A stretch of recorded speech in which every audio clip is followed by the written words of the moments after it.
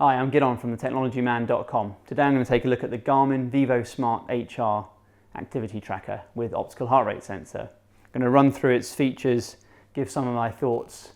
If you'd like to see more details, please take a look at the article on our website. So I'm going to quickly run through the main features of the Garmin vivosmart HR. The first mode we've got is the clock with the day and date. If we swipe up, we've got the number of steps from a total, which it dynamically changes depending on how active you are, and also a little progress bar there. The steps is pretty accurate. This is quite a mature technology, so most of these step counters are fairly accurate now, and they all seem to tie in from what I've tested. You've got the stairs climbed, which I don't find quite as accurate, but still day to day probably gives you a good relative measure. You've got intensity minutes, which I describe more in the article, but it really measures how much activity you're doing where your heart rate's raised. You normally need to start the activity for this to register. For instance, recycling, it won't measure that as an activity for me unless I actually start it as an activity, which wouldn't make sense, again, as I talk about in the article. And that's minutes in the whole week. We've got calories, and this is active calories and resting calories, so calories you'd burn even if you weren't doing anything. Swipe up again, we've got miles covered, which is based on your steps and your stride. You've got music controls. The music controls for me are a bit of a letdown because they only control the Apple Music app on the iPhone at least. They don't control any other apps. They don't control Deezer or a podcast app, even though the podcast app is made by Apple. So I don't know about on other devices, but this doesn't have much use for me, unfortunately. You've got the weather.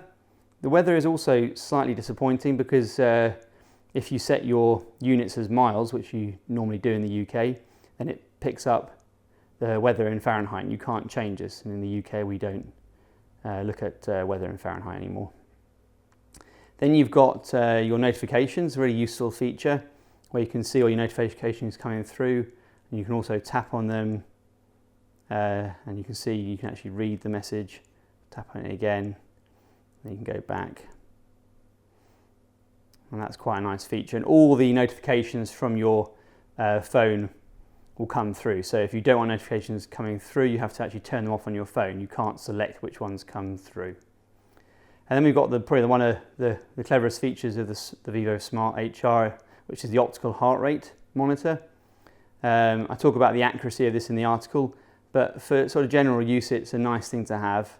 And it also measures your heart rate continuously and displays an average resting heart rate, which could be good for looking at your overall fitness. You can see the top there, we've got the heart rate, we've got the heart rate icon, which flashes until it receives a signal. So it did take me a while to realise that it's only when it's steady that it's actually measured your heart rate. And I do see a lag in this heart rate, so sometimes the measurement it comes up with seems to be behind what the heart rate actually is. But again, look at the article for more details of this. But overall, it's a nice feature. So I'm going to take a quick look at the menu mode. So from any screen, if you press this button at the bottom there, it takes you through to the menu options. So you've got activity at the top, and you can press and start to start running an activity. You'll see there's a timer displayed, distance, time, calories, and heart rate. The heart rate is updated much more frequently, I think every second. So yeah, if you're starting any sort of activity, brisk walk or run, then this is the mode you'd go into. When you press the device, when you press the device button again, you get the option to save it or delete it. I'll discard it in this case. You only get one type of activity, which is a run, but that could also be a brisk walk. It doesn't work for cycling. Although I will just show in a minute how you can feed your heart rate to another Garmin device or Ant Plus device. You've got sleep mode or do not disturb mode. Sleep is automatic, so you set your general hours of sleep and it automatically picks up when you're asleep, which is quite neat. You've also got alarm there, which you can set from the Garmin app. We've got Bluetooth settings. We've got manual sync in the middle there. You've got the phone icon there which hunts your phone. It sends an audible signal to the phone, which is quite a nice feature. You can look at your previous activities from the folder icon there. In the settings, you've got language, units, etc. The main thing you might use here, I don't know why you'd want to turn activity tracking off, but is heart rate. And in heart rate, you've got the broadcast mode, which can actually send via ANT+ to a Garmin device, for instance, or any ANT+ receiver. So that's quite useful. We'll take a look at the watch itself. There you can see the heart rate sensor at the back flashing. Probably won't find anything, it's not on my wrist, but this is constantly measuring your heart rate all through the day. The strap is, and the whole watch itself is waterproof. That's quite a unique feature of the Garmin watch. Even the Apple watch isn't waterproof, it's only splash proof. So this you can take swimming with you. It won't do much when you're swimming, but at least you can tell the time. I did find underwater that the screen seems to have a mind of its own, but at least you don't have to take it off. You've got lots of adjustments on the strap, so you can definitely find a comfortable setting.